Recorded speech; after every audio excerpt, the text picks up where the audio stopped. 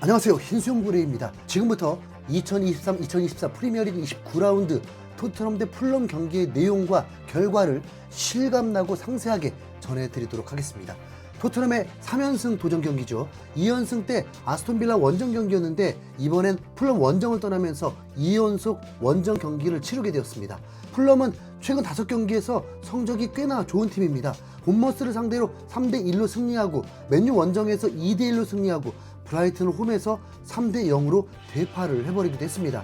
3승 2패인데 이 정도면 결코 만만한 팀이 아니라는 것은 확실하죠. 과거를 돌아봐도 홈에서 아스날을 이겨버리기도 했고 리버풀에겐 3득점, 웨스트햄을 5대0으로 대파해버리기도 했습니다. 토트넘은 전반기에 2대0으로 손흥민이 한 골 1도움을 기록하면서 승리했었고 클린시트까지 완성을 했었습니다. 이 경기는 아스톤빌라가 토트넘 경기 후 다음날의 경기가 있다 보니 토트넘이 승리하면 우선 4위로 복귀할 수 있게 됩니다.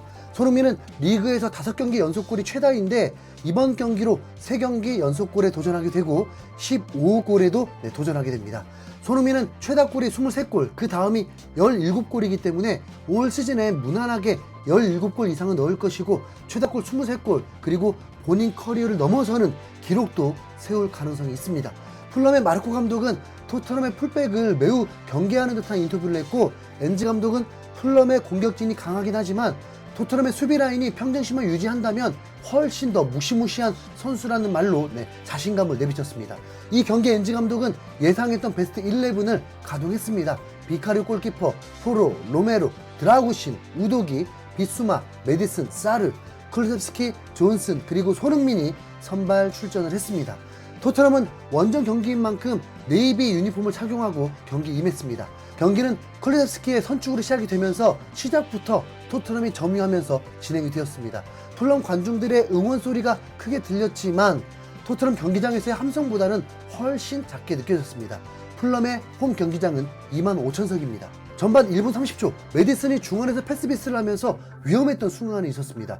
다행히 실점까지 연결은 안 됐는데 뭔가 이 경기 쉽게 가진 못할 거라는 예상이 되었습니다. 6분에 드라구신이 좋은 커버 플레이를 보여주고 코너킥을 막아내기도 했습니다. 경기 초반엔 토트넘이 점유율은 높았지만 분위기는 풀럼이 공격을 주도하는 모양새였습니다. 그래서 손흥민이 중원 아래까지 내려오면서 공격을 전개하기도 했고 곧바로 코너킥을 만들어냈습니다. 중계진은 손흥민과 레노 투샷을 보여주기도 했습니다.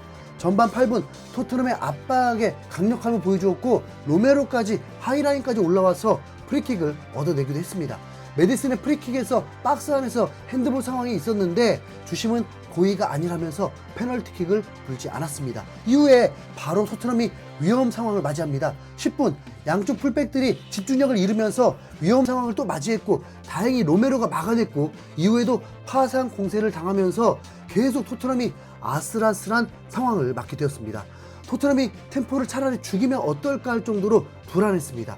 토트넘의 공격 패스는 계속 끊기고 풀럼이 공을 소유할수록 토트넘이 위험할 것 같은 느낌이 계속 들게 되었습니다.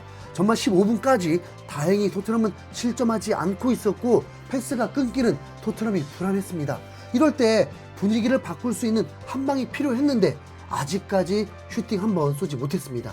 전반 20분까지 점유율은 거의 5대5였고 오히려 풀럼이 슈팅 4개로 주도하는 분위기였습니다.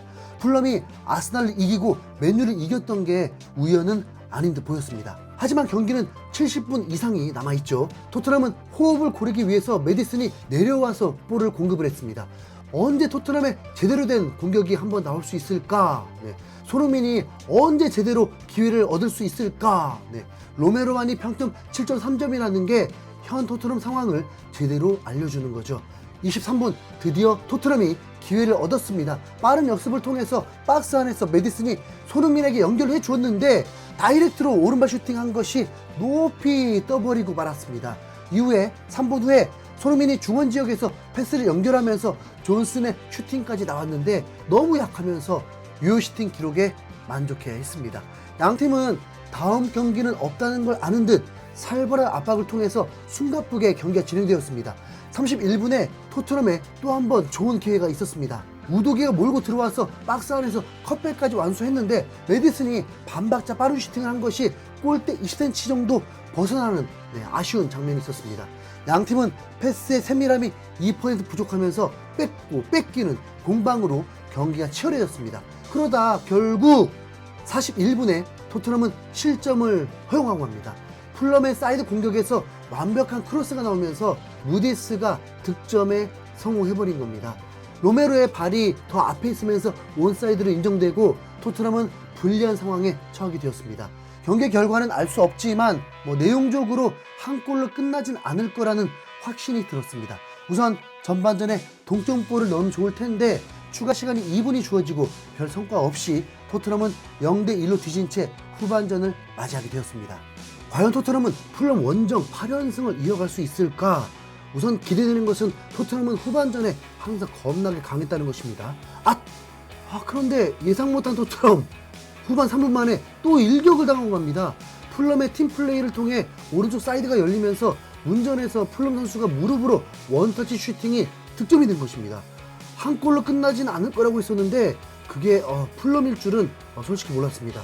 토트넘은 어떻게든 60분 안에는 추격골이 필요할 텐데 베르너와 벤탄쿠르가 비춰지면서 빠른 선수 교체를 중계진이 요구하는 것 같았습니다. 믿어보려고 했던 드라구신의 황당한 패스 미스까지 나오면서 이 경기 꼬여도 너무 꼬였습니다. 60분에 실제 골이 나오긴 했습니다. 근데 그게 충격적인 풀럼의 세 번째 골이었습니다. 코너킥 상황에서 세컨볼을 막지 못하고 토트넘 선수들이 선수를 맞지 않고 공만 쳐다보다가 골대 맞고 나온 볼이 하필 또 풀럼 선수에게 이어지면서 3실점을 하고 말았습니다. 이런 광경은 토트넘의 28경기에서 처음 보는 광경이었습니다. 심지어 64분에 네 번째 실점까지 하는데 이걸 뭐라고 해야 되나? 옵사이드 판정이 되면서 다행이었습니다. 0대3으로 남은 25분을 치르게 되었습니다. 렌제 감독은 이때서야 공격진 변화를 주면서 베르너, 벤탄쿠르, 호이베를 출전시키고 메디슨, 비수마, 사르를 교체해버렸습니다. 미드필더를 전면 물갈이해버린 거죠. 과연 토트넘의 화력이 나올 수 있을까? 그런데 존슨, 베르너가 골대 앞에서 발만 갖다 대면 들어가는 것마저 빗맞으면서 첫 골을 실패하고 말았습니다. 정말 진짜 기가 막혀가지고 토트넘은 풀럼의 압박에 고전을 하면서 전혀 풀어나가지 못했고 패배는 너무 확실해 보였습니다. 아무리 응원해보려고 해도 희망이 보이지 않았습니다. 80분에 히샬리송까지 투입을 해보았지만 이제 잘해봤자 무승부일 텐데 이미 풀럼전 무승부라는 것만으로도 토트넘은 많은 것을 잃게 되는 거죠. 우선 확실한 건 우승이라는 0.1% 확률은 끝이 났고 4위 싸움에서도 더 위험하고 이 경기가 토트넘의 실력이라면 5위 아래로 떨어질 수 있는 수준이었습니다. 어떻게 일주일 만에 이런 상황이 나온 건지 반더벤이 드라구신으로 교체된 것밖에 없는데 실제로 우도기도 이 경기에서 많이 헤맸습니다. 새벽 4시가 넘었는데 뭐에 홀린 것 같은 기분입니다. 여러분에게 기분 좋은 소식 전해드리지 못해서 죄송합니다. 이 경기는 정말 오랜만에 보는 참패 경기였습니다. 토트넘은 유일한 자랑이었던 전경기 득점도 실패가 되었습니다. 여러분 죄송합니다. 엔지 감독이 뭐라고 할지 정말 궁금하네요. 이상 흰수염 고래였습니다. 죄송합니다.